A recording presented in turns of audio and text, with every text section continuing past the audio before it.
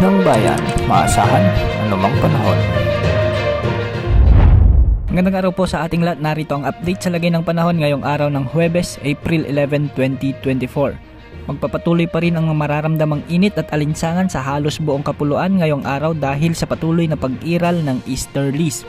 Ang easterlies ay ang mainit na hangin na nagmumula sa dagat Pasipiko. Base sa pinakahuling satellite animations, mababa pa rin ang tsansa na magkaroon o may mabuong bagyo o low pressure area hanggang sa mga susunod na araw. At dahil sa patuloy na pagtaas din ng temperatura sa bansa, kahapon araw ng Miyerkules ay pumalo sa 44 degrees Celsius ang pinakamataas na heat index sa may Dagupan City, Pangasinan.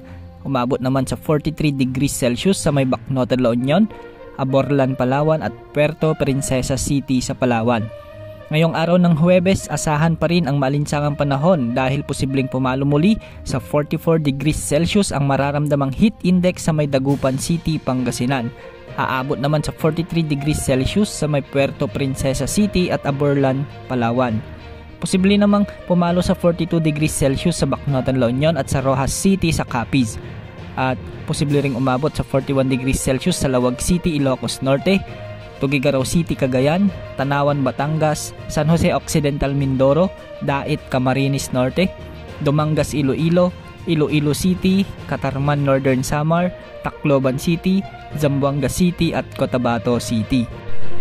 Posibleng magpapatuloy pa rin ang mainit na panahon hanggang sa mga susunod na araw at posibleng pumalo o umabot sa mahigit 50 degrees Celsius ang heat index sa ilang urban areas sa ating bansa. Patuloy nating pinapayuhan ang ating mga kababayan na maging handa o maging mag-ingat sa epekto ng mainit na panahon, lalo na ang heat cramps, heat exhaustion, dehydration at ang nakamamatay na heat stroke.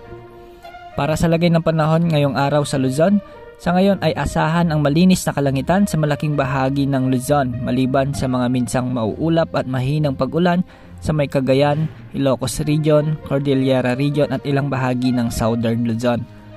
Sa Visayas kasama ang Palawan at Calayan Islands, posible namang makaranas ng kalat-kalat na pag-ulan o isolated rain sa may Samar, Eastern Leyte at Southern Leyte. Magiging maalinsangan naman ang natitirang bahagi ng Visayas.